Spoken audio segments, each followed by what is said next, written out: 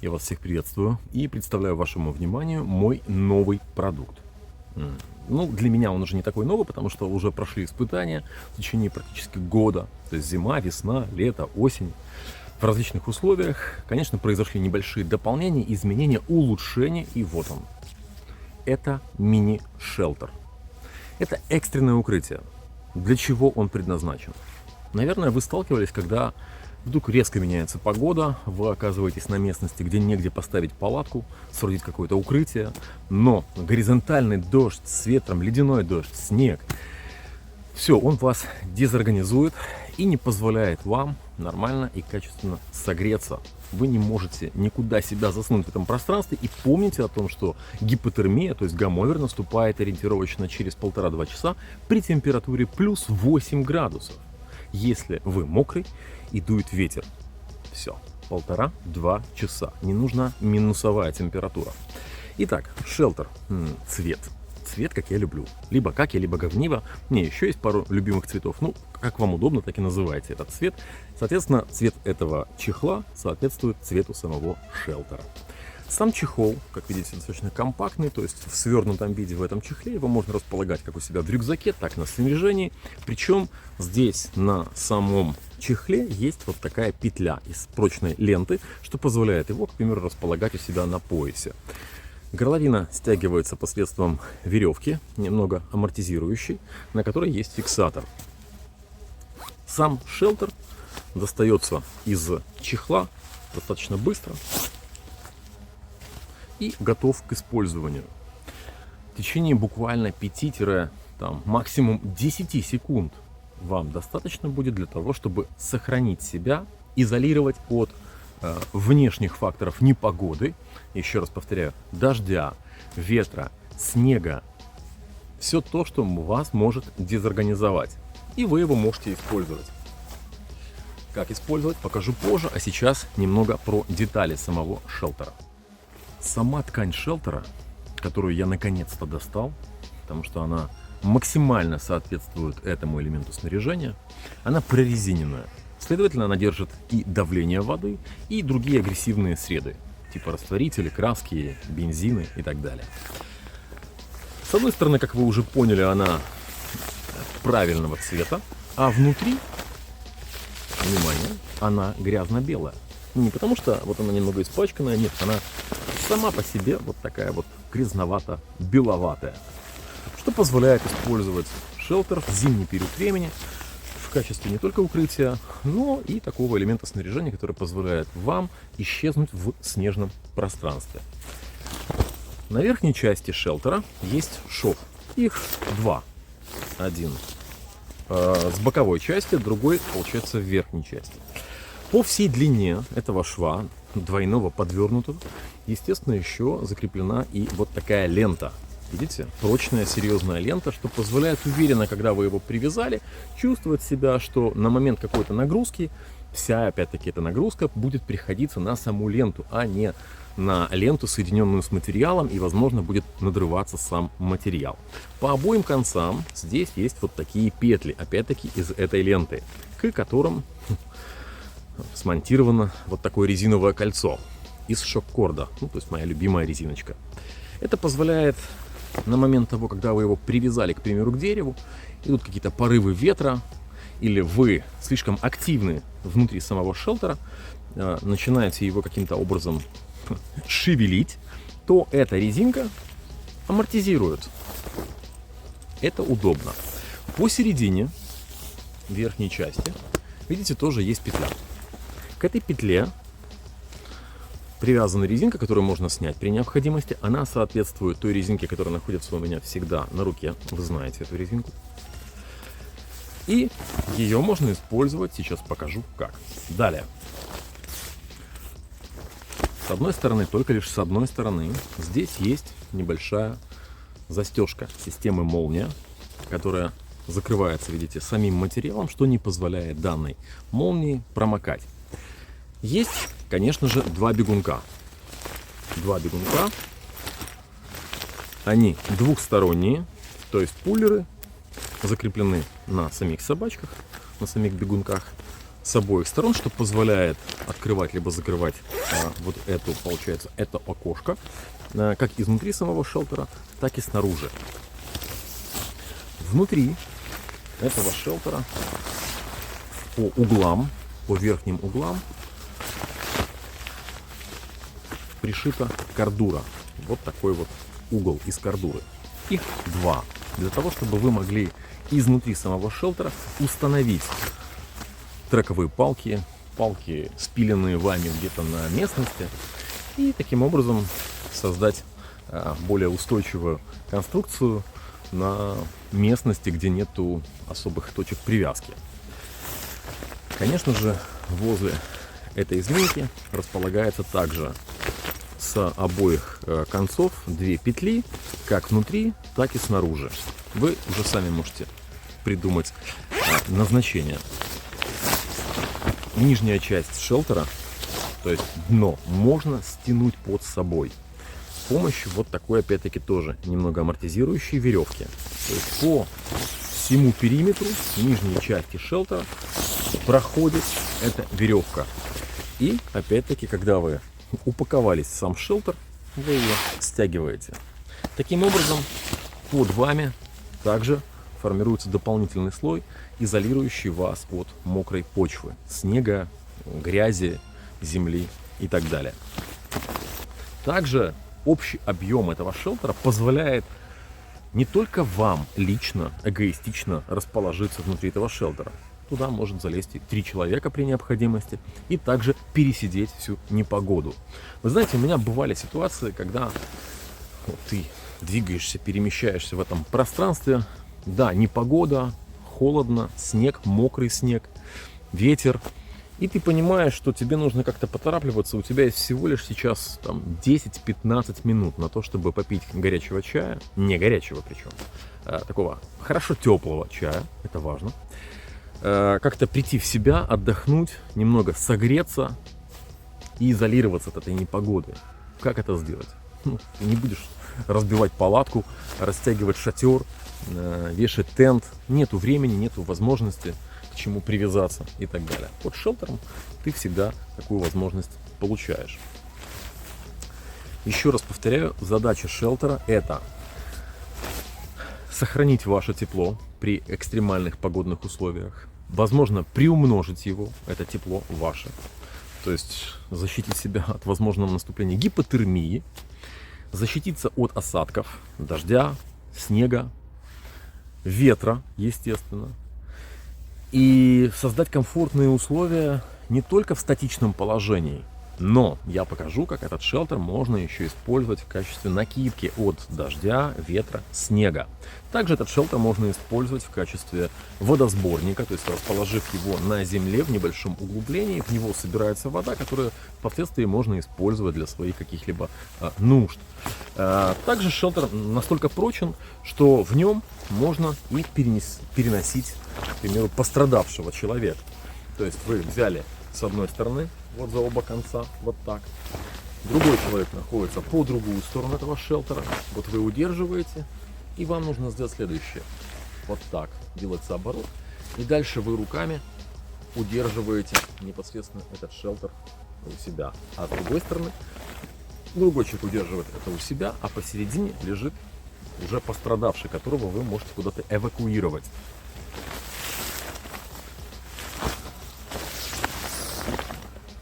Так, основное рассказал. Теперь нужно показать, как он выглядит.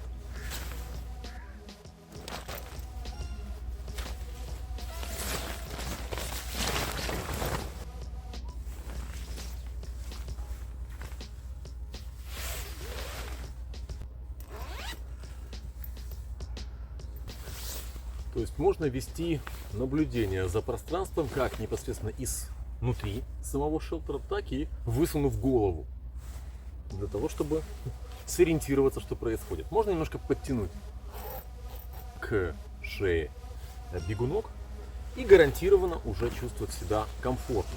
Плюс, опять-таки, здесь достаточно пространства для размещения всего своего необходимого снаряжения.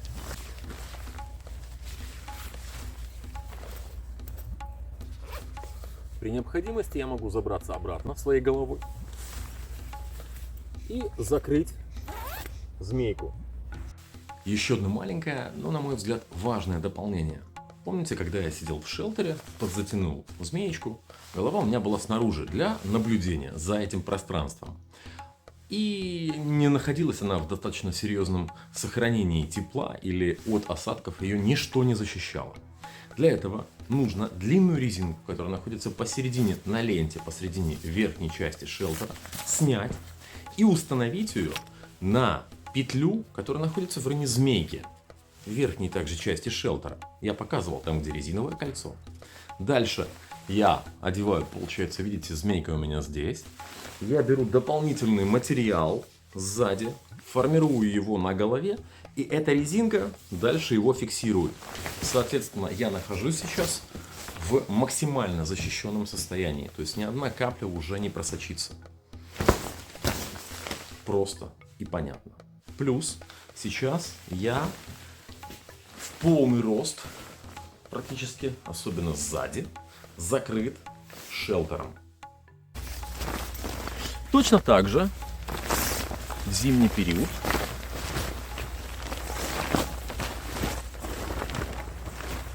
я его выворачиваю на другую сторону, и он становится белым. Следовательно,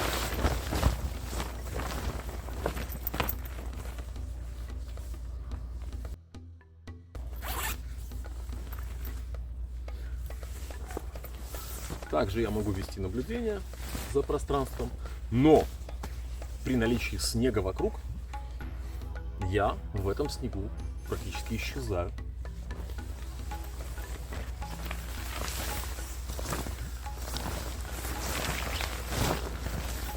А теперь о том, как можно согреться за короткий промежуток времени внутри самого шелтера.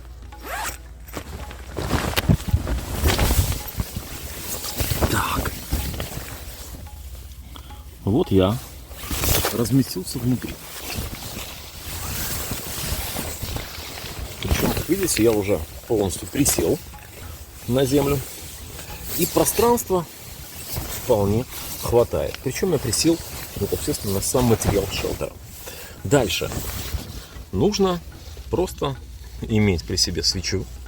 Эту свечу можно, к примеру, расположить в кружке, либо в металлической банке, или можно выкопать небольшое углубление в земле и расположить ее непосредственно в этом углублении. Сейчас уже начинает достаточно быстро становиться тепло. Естественно, когда мне нужно, находясь как бы внутри всем своим телом в шелтере, согреваться, но при этом контролировать, что происходит снаружи, я, естественно, высовываю голову в застежку системы молнии и контролирую весь процесс, происходящий снаружи. А внутри мое тело согревается. Можно расположить рюкзак.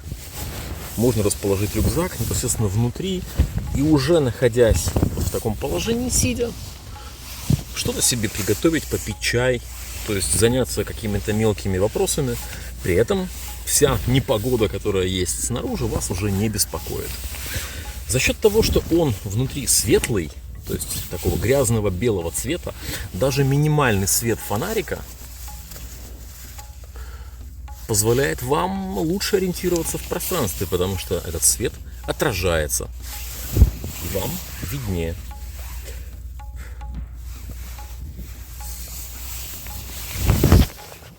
Сейчас я, как видите, продолжаю контролировать все происходящее вокруг меня. Стоит свеча, желательно ее размещать все-таки в банке, либо в небольшом углублении, ну то есть помнить о том, что у вас находится внутри открытый огонь. И вот сейчас я как бы слежу за происходящими процессами вне шелтера, а внутри мое тело согревается. Даже руки, вот сейчас. И при сильном ветре, конечно же, свеча не задувается. Итак, смотрите. С одной стороны, я привязал его на уровне пояса к дереву.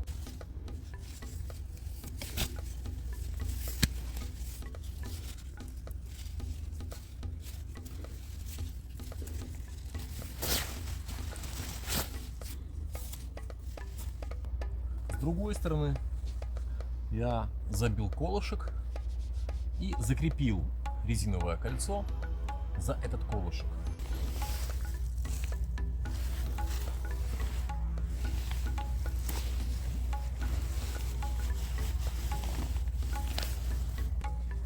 Здесь у меня змейка с этой стороны.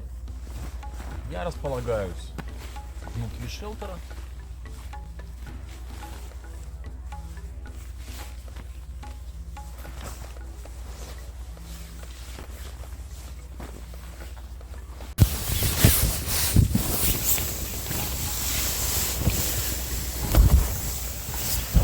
Немного подстягиваю днище под собой.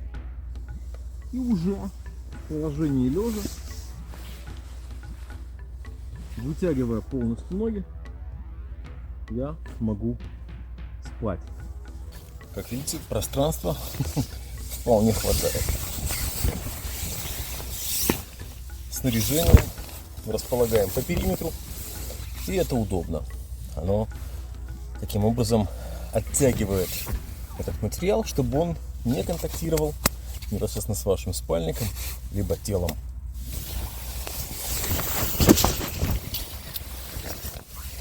А при необходимости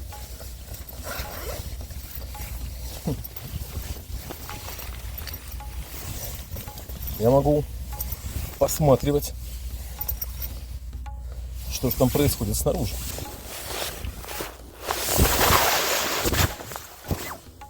При этом я могу выбраться из него достаточно быстро. Что в левую сторону, что в правую сторону. Для меня не имеет значения. Просто приподнял, и ты уже вышел из шелтера. Либо наоборот, быстренько в него нырнул. Конечно, многие могут сейчас сказать, а как же конденсат? Да, конденсат в любом случае будет, но он не настолько страшен, как страшна непогода, тот же дождь. И в таком расположении шелтера, как правило, конденсат, он, если и концентрируется, то он потихонечку уходит в сторону ног. Но его не так много. А тем более, если вы еще подстянули днище под собой, то его будет минимальное количество. Сейчас я его привязал к двум точкам.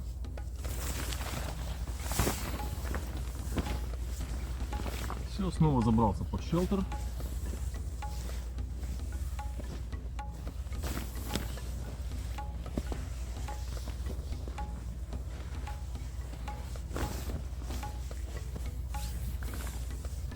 Вытянулся в полную длину. Могу наблюдать за пространством.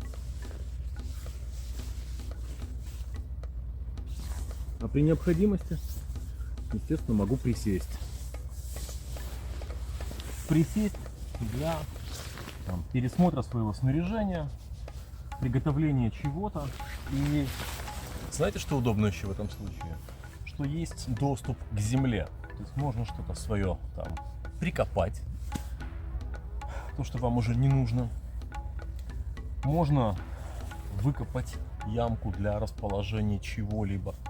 Да и в принципе при необходимости можно и окопаться, прямо находясь внутри шелтера. То есть все, что вам не нужно, выбрасывая наружу.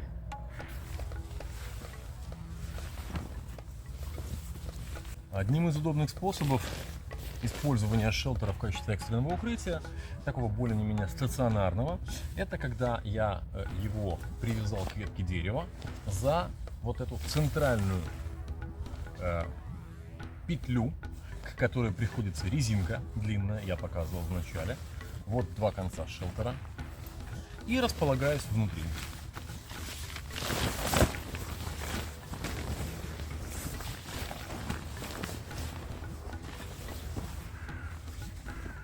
То есть пространство формируется достаточно для того, чтобы можно было что-то себе сейчас приготовить, какие-то наладить процессы.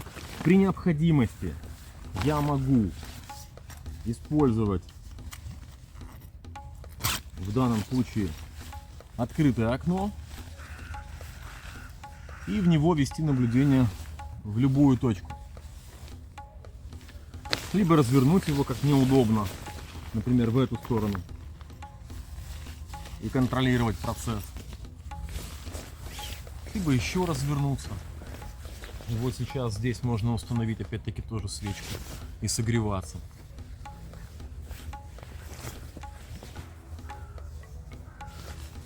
В общем, кручу-верчу.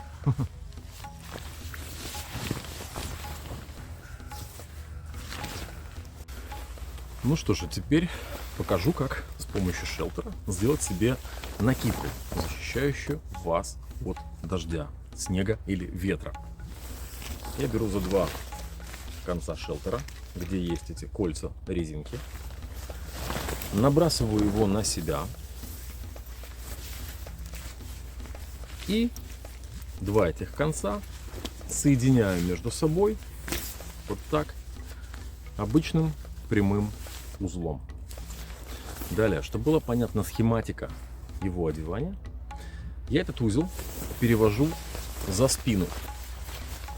И он оказывается у меня вот здесь на шее сейчас. Далее, к примеру, я правша. Мне нужно, чтобы моя правая рука была все время, так сказать, в быстром доступе к наружу. Это означает, что мне нужно сделать тогда небольшой поворот и сформировать так называемую восьмерку в правую сторону. И далее я ныряю в эту часть шелтера. Он начинает меня сам закрывать. Мне не нужны уже руки для того, чтобы ими постоянно себя каким-то образом закрывать от внешних воздействий. Далее вот эта часть, вот она, видите, да? Я беру ее, одеваю на голову. Резинка оказывается ровно посередине. И после этого я уже эту резинку натягиваю непосредственно на голову себе. При необходимости я могу ее затянуть. Все. Так я создаю более качественную, по факту, более качественную фиксацию у себя на голове. Я могу его поправить, то есть разложить так, как мне необходимо, распределить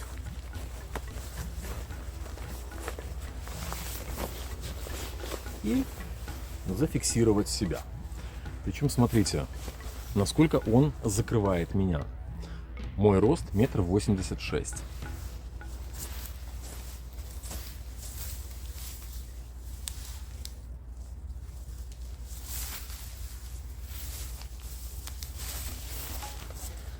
И как я и говорил, я его сделал сейчас себе под правую руку.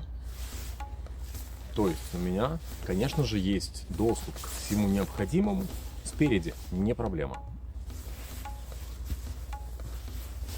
Сейчас покажу, как он взаимодействует при наличии рюкзака на спине. Да, рюкзак небольшой, но я могу его одеть, не снимая шелтер. То есть на одно плечо расправил, на второе плечо одеваю рюкзак, расправил шелтер. И теперь я вместе с рюкзаком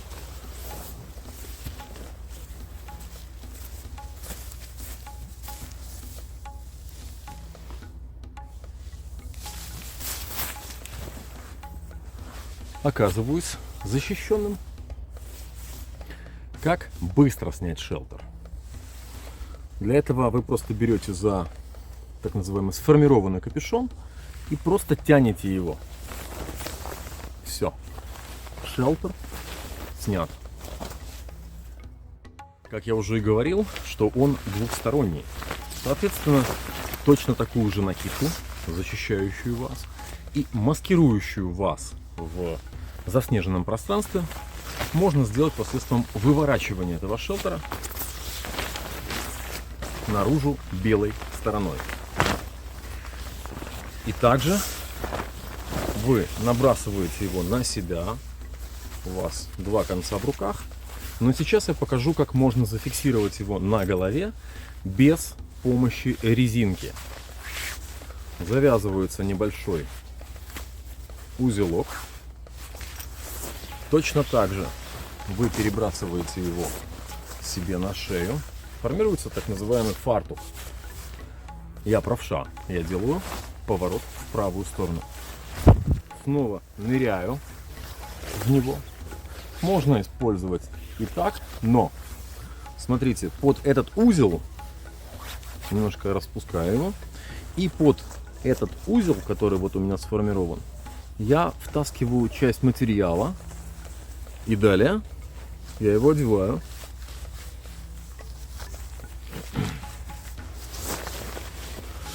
Себе на голову. Конечно, при наличии дополнительной резинки или какого-то ремня я могу его зафиксировать у себя на голове.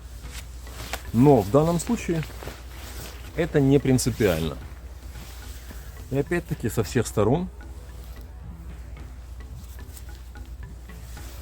я защищен и уже сливаюсь с этим белым, условно говоря, пространством.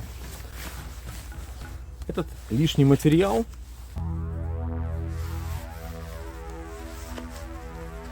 я могу немного подсобрать. Вот так. Чтобы он не мешал.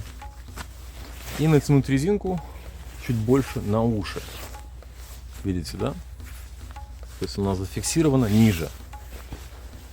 То есть при этом мои перемещения в пространстве, мои повороты головой никак мне по факту не мешают.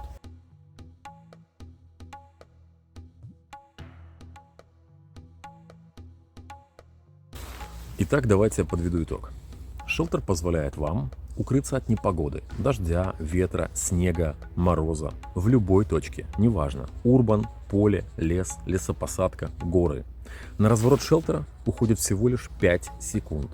В нем можно находиться как в положении сидя, так и в положении лежа, используя его как мини-палатку, естественно, со своим спальником и карематом. В шелтере можно вести наблюдение за пространством, при этом ваше тело будет находиться в шелтере. Также можно и согреться внутри самого шелтера, используя, как я уже показывал, свечу. Шелтер можно устанавливать несколькими способами. Также шелтер позволяет его использовать как в качестве носилок для переноса пострадавшего. Шелтер может являться водосборником или его можно одевать на себя в качестве накидки, опять-таки защищающей вас от дождя, снега или ветра.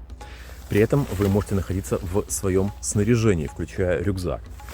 Так как шелтер двухсторонний, его внутреннюю белую сторону, грязно-белую сторону, можно использовать тогда, когда все пространство опять-таки заснежено. Если же нет, вы используете его этой стороной.